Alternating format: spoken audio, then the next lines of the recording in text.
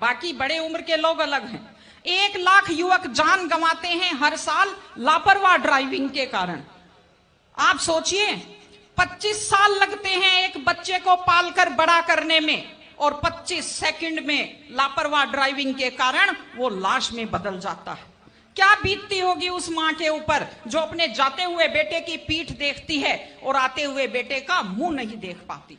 आप लोग क्या सोचते हैं, अगर आप अपनी पावर दिखाना चाहते हैं तो मिल्खा सिंह की तरह तेज दौड़िए, या कि आप नीरज चोपड़ा की तरह, देवेंद्र झाझड़िया की तरह आप तेज भाला फेंकिए मोटरसाइकिल का कान मरोड़ने में, या तेज गति से कार भगाने में कोई बहादुरी नहीं होती। अगर आप सोचते हैं कि आप बड़े हैंडसम और डैशिंग दिखते हैं तेज गाड़ी भगाते हुए, आप डैशिंग हैंडसम नहीं दिखते, आप लापरवाह दिखते हैं, आप बेपरवाह दिखते हैं, आप बेवकूफ दिखते हैं। इसलिए कम से कम सड़क पर जब भी गाड़ी चलाएं, आप ध्यान से गाड़ी चलाइए। आपकी जिंदगी आपके माता पिता की भी है।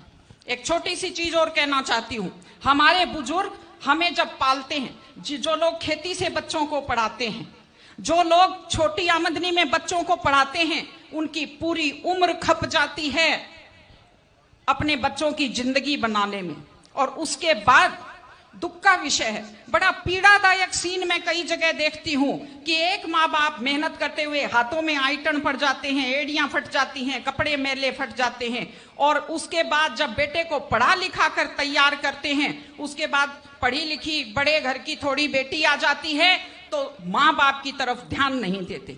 आज हमारे 60-70% घरों में हालत यह है कि बुजुर्गों को रोटी तो मिल रही है लेकिन इज्जत से रोटी नहीं मिल रही।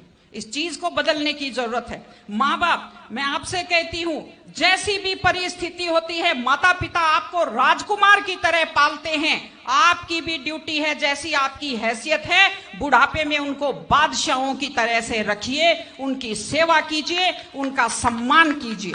इस तरह से माता पिता की सेवा कीजिए, वो अपनी जिंदगी आपके लिए कुर्बान कर देते हैं। और माताएं बहनें बैठी हैं, एक छोटी सी लास्ट बात जो मैं कह रही हूं, बेटियों को समझदार बनाइए, बेटियों को बेटा मत बनाइए, क्योंकि बेटे तो लापरवाह होते हैं।